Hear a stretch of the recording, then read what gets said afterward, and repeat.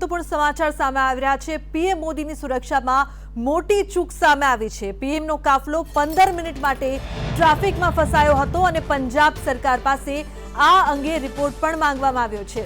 જવાબદાર ઓફિસરો સામે કાર્યવાહી થશે। પીએમ મોદી ભટિંડાથી જ પરત ફર્યા છે। પ્રદર્શનકારીઓને કારણે કાફલો રોકાયો હતો। સાથે જ મહત્વની વાત એ પણ કે પંજાબના સીએમ ચન્નીએ ફોન ન ઉપાડ્યાના નડ્ડાના ગંભીર આક્ષેપો છે। પીએમ મોદીની સુરક્ષામાં ખૂબ જ મોટી ચૂક કહી શકાય કે 15 થી 20 મિનિટ સુધી પીએમનો કાફલો છે તે ટ્રાફિકમાં ફસાયો હતો, જેના માટે હવે પંજાબ સરકાર પાસે આ અંગે જવાબ માંગતો રિપોર્ટ માંગવામાં આવ્યો છે। જે જવાબદાર ઓફિસર્સ હશે તેમની સામે કાર્યવાહી પણ થશે, જે બાદ હવે પીએમ ભટિંડાથી પરત ફર્યા છે। तो संवाददाता अजय यादव लाइव जोड़ा है, તેમની પાસેથી વધુ માહિતી લઈએ।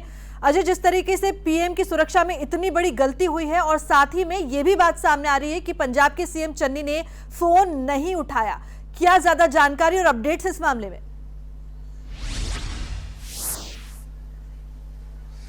देखिए, निश्चित तौर पे इसकी शुरुआत उस वक्त हो गई थी जब चरणजीत सिंह चन्नी प्रधानमंत्री नरेंद्र मोदी की अगुवाई करने के लिए नहीं आए और उनकी तरफ से तर्क दिया गया था कि चूंकि उनका एक स्टाफ कोरोना पॉजिटिव है इसलिए वो प्रधानमंत्री की अगवानी में नहीं आने वाले हैं।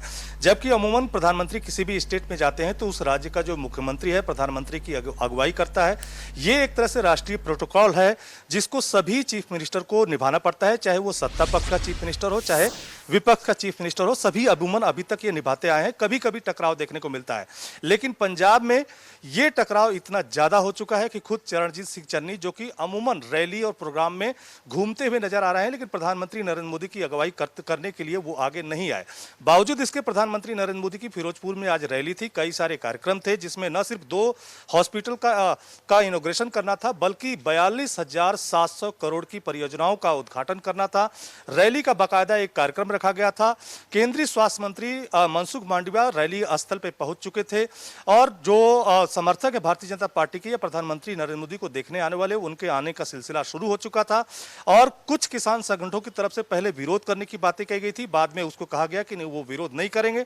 लेकिन जब देखने में यह आया कि प्रधानमंत्री नरेंद्र मोदी हुसैनी वाला में जाकर के सरदार भगत सिंह की एक स्टैचू का इनॉग्रेशन करना चाहते थे, उनको अपना माल्यार्पण अर्पित करना चाहते थे, उस कड़ी में ही प्रधानमंत्री का काफिला एक फ्लाईओवर के पास रोका गया। सुरक्षा में कितनी बड़ी चूक है इसका अंदाजा आप इस बात से लगा सकते हैं कि जब प्रधानमंत्री नरेंद्र मोदी किसी भी रूट से किसी भी स्टेट में जब जाते हैं तो एक प्रोटोकॉल होता है।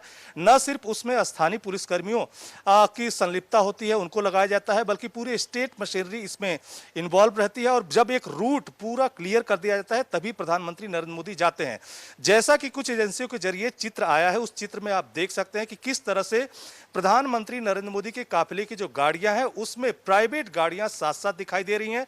इसी से आप अंदाजा लगा सकते हैं कि अगर खुदा न खास्ता कह सकते हैं या कह सकते हैं कि अगर कोई अनहोनी घटना होती तो इसका अंदाजा किस बात कितना भयावह हो सकता है। तो एक तरह से ये बड़ी चूक है कि प्रधानमंत्री नरेंद्र मोदी के काफिले में न सिर्फ प्राइवेट गाड़ियां दिखाई दे रही हैं बल्कि प्रधानमंत्री खुद जिस काफिले में जा रहे थे, जिस गाड़ी में बैठे हुए थे, एक फ्लाईओवर के पास 15 से 20 मिनट तक उनको इंतजार करना पड़ा, जबकि रूट की बहुत सारी गाड़ियां जो प्राइवेट गाड़ियां हैं वो खुद प्रधानमंत्री के काफिले के पास दिखाई दे रही हैं। और इसी बात को कहीं ना कहीं हवाला देते हुए गृह मंत्रालय की तरफ से इसे सुरक्षा में बड़ी चूक माना गया है और पंजाब सरकार से इस मामले में रिपोर्ट मांगी गई है। खुद जो बीजेपी के जो राष्ट्रीय अध्यक्ष जेपी नड्डा ने इस वाकये के बाद जो पंजाब के चीफ मिनिस्टर हैं उनको उन्होंने फोन किया, जबकि चरणजीत सिंह चन्नी की तरफ से फोन नहीं उठाया गया।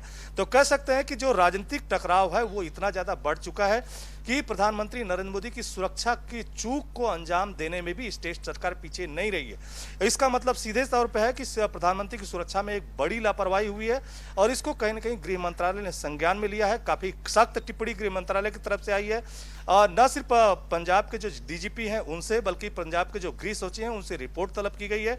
सख्त लहजा अपनाया गया है गृह मंत्रालय की तरफ से, लेकिन जो नज़ारे दिख रहे हैं वो नज़ारा निश्चित तौर पे काफ़ी चौंकाने वाला है, काफ़ी संदेहास्पद है कि कैसे एक स्टेट मशीनरी जब प्रधानमंत्री नरेंद्र मोदी अब दौरे पे जा रहे हैं और खुद उस राज्य को एक बड़ी सौगात देने वाले हैं, तो ऐसे में इस तरह की चूक, इस तरह की कोताही कैसे हो सकती है, ये निश्चित तौर पे बड़ा सवाल है। बिल्कुल अजय, कह सकते हैं कि चूक नहीं मगर कह सकते गैर जिम्मेदाराना रवैया की पराकाष्ठा है। कोई भी जब पीएम जाता है किसी भी राज्य में, प्रोटोकॉल होता है, साथ में उस पूरे रूट का एक जायजा लिया जाता है। क्या जायजा लिया गया था कि जब पंजाब में इनका ये कार्यक्रम था उस समग्र रूट का जायजा क्यों नहीं लिया गया?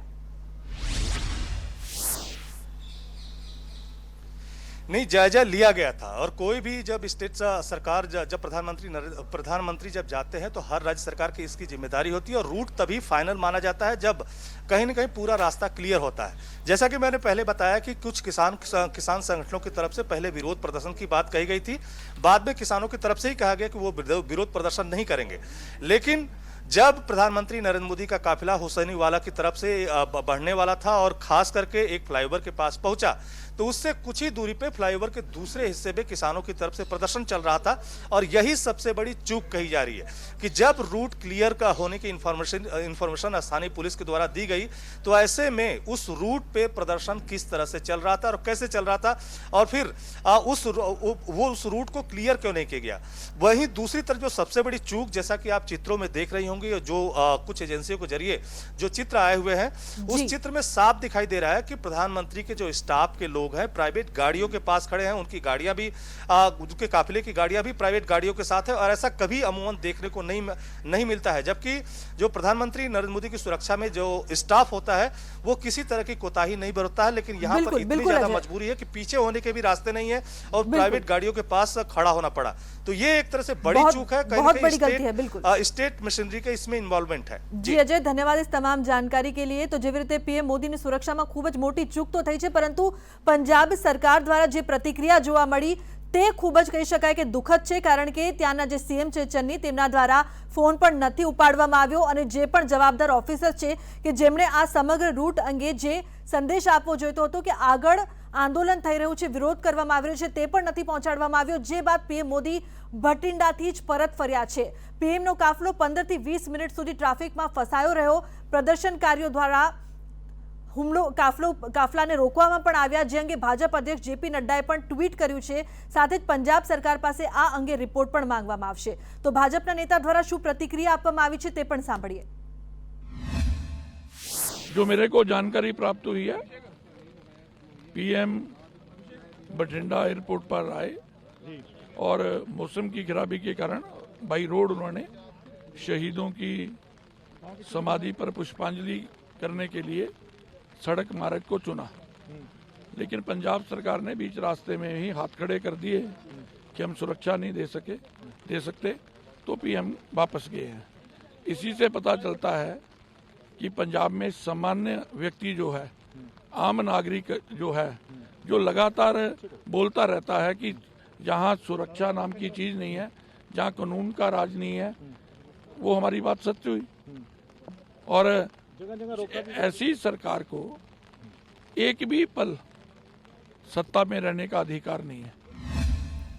દેશના પ્રધાનમંત્રીની સુરક્ષા કેટલી ચુસ્ત કેટલી કડક હોવી જોઈએ તે આપણે સૌ કોઈ જાણીએ છીએ, પરંતુ પંજાબ સરકારની અહીંયા કેટલી મોટી ભૂલ કેટલી મોટી ચૂક સામે આવી છે કે પીએમ મોદીની રેલી હતી અને સાથે જ આ રેલીમાં એટલી મોટી ચૂક અહીંયા જોવા મળી છે કે 15 મિનિટ માટે પીએમનો કાફલો ન કે ફક્ત ટ્રાફિકમાં ફસાયો રહ્યો, પરંતુ પંજાબ સરકાર દ્વારા જે જવાબદારી દેખાડવી જોઈએ, જે કાર્યવાહી થવી જોઈએ તે ન થઈ। પંજાબ સરકાર પાસે હવે રિપોર્ટ માંગવામાં આવ્યો છે કે આટલી મોટી ભૂલ પ્રધાનમંત્રીની સુરક્ષામાં કઈ રીતે થઈ શકે છે।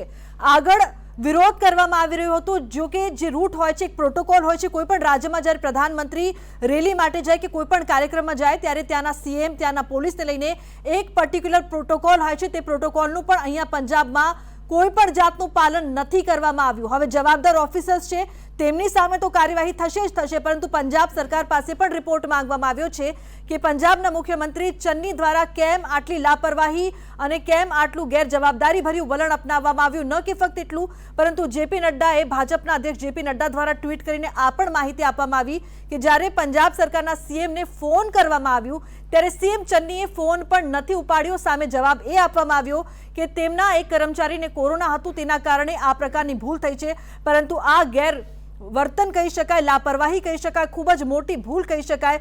તે કેટલી વ્યાજબી, કારણ કે પીએમની સુરક્ષામાં આ ભૂલને કારણે જો કંઈ થાય તો તેનો જવાબદાર કોણ તે પણ એક મોટો સવાલ બને છે। અને હવે પંજાબ સરકારને આ અંગે જવાબ પણ આપવો પડશે। પંજાબ સરકાર પાસેથી આ અંગે રિપોર્ટ પણ માંગવામાં આવ્યો છે અને જેટલા પણ ત્યાં જવાબદાર ઓફિસર્સ છે, પોલીસ છે, તેમની સામે પણ કાર્યવાહી કરવામાં આવશે। આ સમગ્ર કાર્યક્રમમાં જે પ્રકારની ભૂલ સામે આવી, ચૂક સામે આવી, તે બાદ પીએમ મોદી ભટિંડા માટે રવાના થયા। પીએમ મોદીની સુરક્ષામાં ખૂબ જ મોટી ભૂલ પંજાબમાં જોવા મળી છે અને તેને અંગે જે ભાજપના જે બીજા પણ નેતાઓ છે તેમણે પણ પ્રતિક્રિયા આપી છે કે પંજાબ સરકાર તરફથી આટલી મોટી જે ભૂલ છે તેને સાંખી ન લેવાય। મહત્વનું છે કે પ્રદર્શનકારીઓ આગળ હતા કે જેમણે કાફલો રોક્યો હતો, પરંતુ પ્રોટોકોલનું પાલન નથી થયું।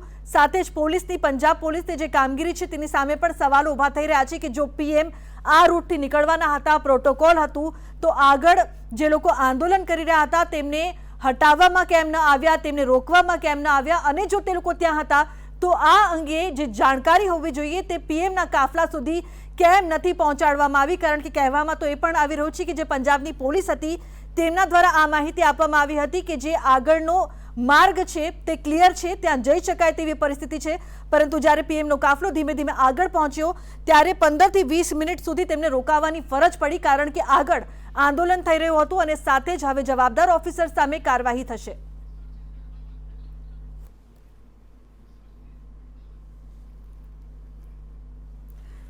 તો ઈશ્વરસિંહ શેખાવતજી ડિફેન્સ એક્સપર્ટ જોડાયા છે આપણી સાથે ફોન લાઈન પર, તેમની પાસેથી વધુ માહિતી લઈએ।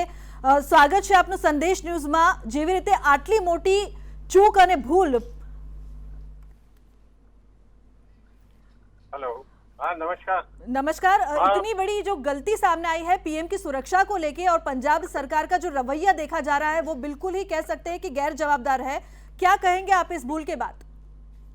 ये तो बहुत सीरियस मामला है।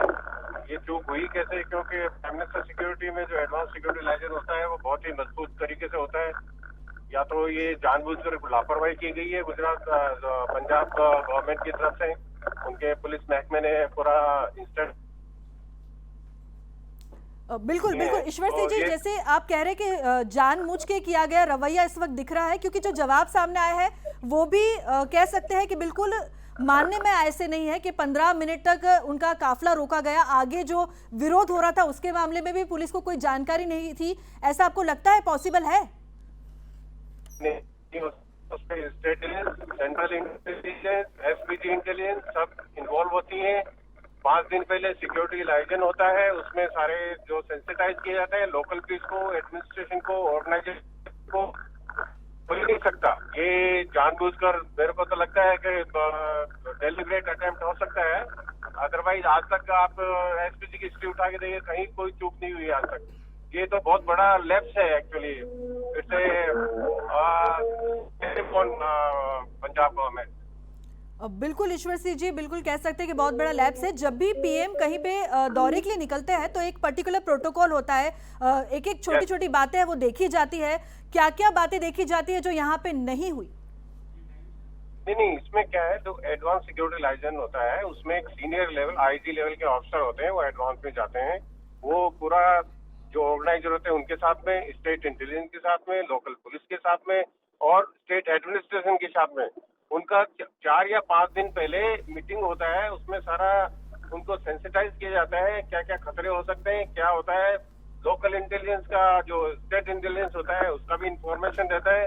तो ये सब होने के बाद में ये हुआ है ऐसा, तो ये तो बहुत मेरे को मैं कुछ समझ नहीं सकता, क्योंकि आई हैव सर्व्ड, मैंने भी एसपीजी में 9 साल काम किया है, तो ऐसी कभी कोई घटना हुई नहीं। तो ये कैसे हो गया, तो ये तो अभी जांच का विषय है, कहाँ किससे चूक हुई है, लेकिन ये बहुत ही ज्यादा सीरियस मामला है।